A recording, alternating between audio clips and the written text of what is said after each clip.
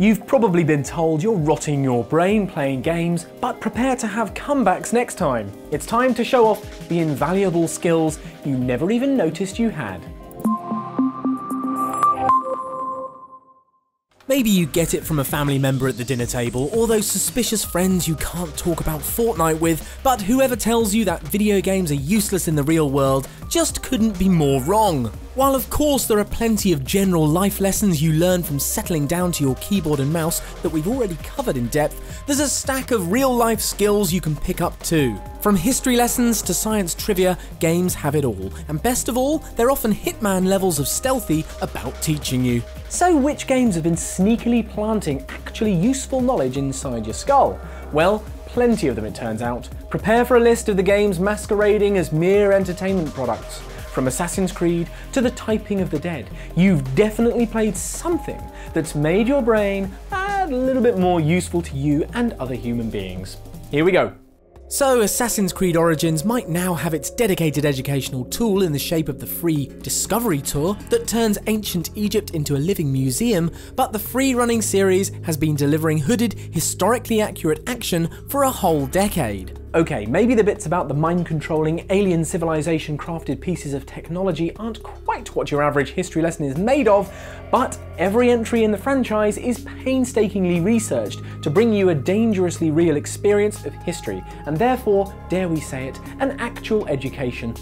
Look back at Assassin's Creed 2, and while we might have been a little too obsessed with collecting those feathers, not only did we rub shoulders with the legendary Leonardo da Vinci, but the feud between the Pazzi and the Medici families was very real. Ezio's involvement is, unconfirmed at best, but if the only question between you and $1 million was the Italian city in which this Renaissance turf war took place, you'd be thanking your lucky apples of Eden and celebrating a Florentine victory.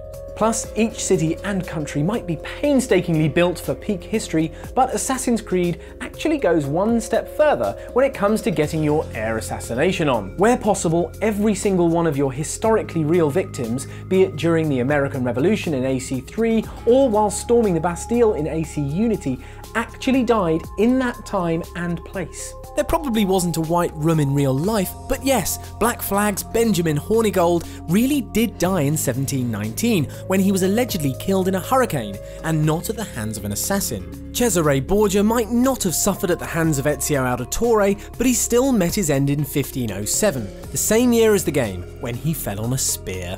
Ouch. So the next time you know a piece of random historical trivia, you can probably thank Assassin's Creed. Just don't start climbing church spires, eh? The only history after a leap of faith will probably be you. We might have GLaDOS to blame for some of the most crushing put-downs ever to exist in gaming. Well done. Here come the test results. You are a horrible person. That's what it says. A horrible person. We weren't even testing for that. But she's also the source of our physical understanding of the word terminal velocity, while hurtling infinitely through portals.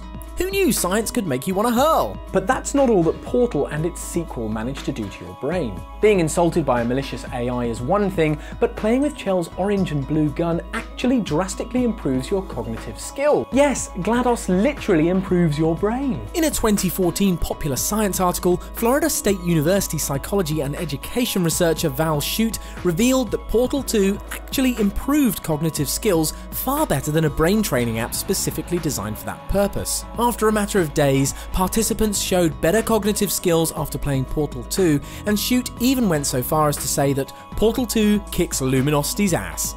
Okay, I hate to look smug and bask in the knowledge that one of the best video games of all time just happens to make your brain better, but oh wait, who am I kidding?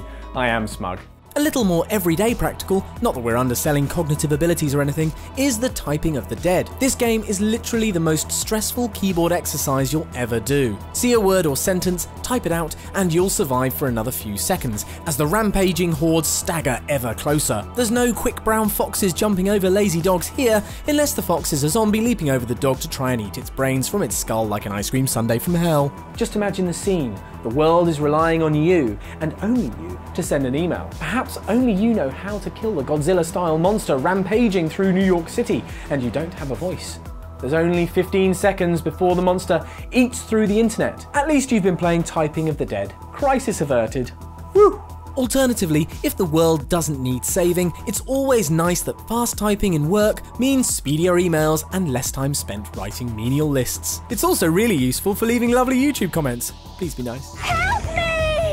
Whether you see games as some kind of sorcery that just appears out of nowhere, or you're a little more interested in the nitty-gritty of programming, there are plenty of games that can ease you into a coding frame of mind. And chances are that if you've played with the behavioural delights of Human Resource Machine, tinkered with Industry and Factorio, or even solved the problems at work in Space Chem, your brain is already thinking in code. So how can you tell if your game is secretly teaching you how to code, or at least prepping your brain for the next step? Well, it's time to look at those puzzles. In a thorough article on Rock Paper Shotgun, programmer Matt Sayer breaks down exactly how games like Human Resource Machine actually do an impressive job of teaching you the basics. Sayer explains that plenty of programming staples are hidden in every puzzle. Basic variables are hidden in the floor tiles, arrays are taught, and conditional statements are necessary to get your workers to do exactly what you want them to. There's even an instruction to looping code secretly hidden away under what you thought was a game. Will the next Minecraft be yours? Well, speaking of that, while there are plenty of us just swanning around in Mojang's masterpiece, content to have built a structure that keeps the creepers at bay, the infinite possibilities of Minecraft include astonishingly complex structures and impressive feats of engineering using redstone tech. From a working Game Boy Advance to an actually functioning smartphone with video calling,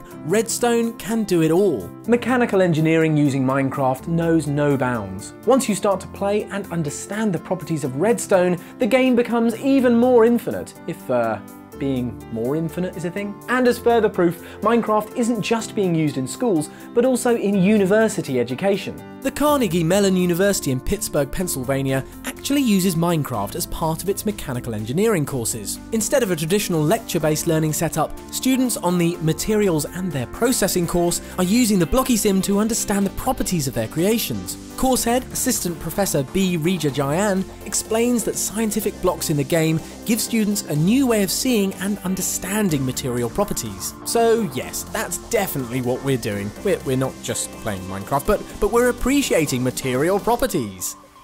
If you spent a large part of the late noughties strumming away on plastic instruments that are now caked in layers of dust and hidden away in cupboards, join the sneeze-inducing club. Guitar Hero and their ilk might have been fun at the time, but when it comes to actually learning a musical instrument, these creaky accessories were about as useful as air guitar. But hey, all the kudos if you managed to play Dragon Force on Expert, or if you've played Dark Souls on a Rock Band controller. But then, in October 2011, everything changed. Ubisoft's Rocksmith didn't just come with a very real electric guitar, it let you use your own. Here was a game that was still very much an entertainment product, but that was ready to build up those calluses on your fingers and let you get literally shredding.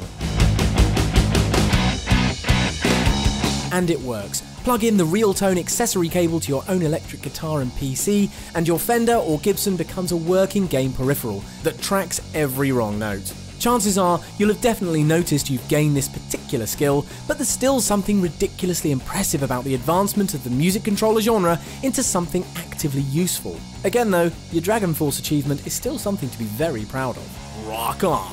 Not everything in Total War can teach us about history. The Romans weren't met on the White Cliffs of Dover by Britons covered in blue paint, chucking lime-covered severed heads at Caesar's legions. Not least, of course, because heads were considered trophies by the Celts, and throwing them away would have been very wasteful indeed. But despite the occasional departure from history for the sake of entertainment, there's loads the Total War games can teach us about ancestry and warfare. There are a few really good examples. Firstly, we can learn from factions in Total War games that no longer exist today.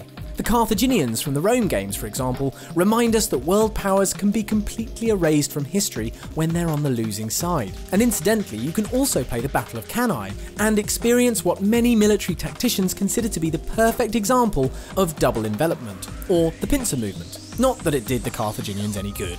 But more than this, games can teach us who we are and where we came from. Play Attila or Barbarian Invasion, for instance, and you can track the movement of tribes that formed what we now recognise as modern Europe. The Franks conquered the area we now know as France, the Anglo-Saxons crossed the seas to colonise England, and the Alemanni tribes settled in Germany, which is why the French still call Germany Allemagne. And if you live in North America and want to know what beastly rotters us British were, you just have a go at trying to break away from the British Empire. You'll have a fresh appreciation of Independence Day when you've personally had to chase away His Majesty's armies.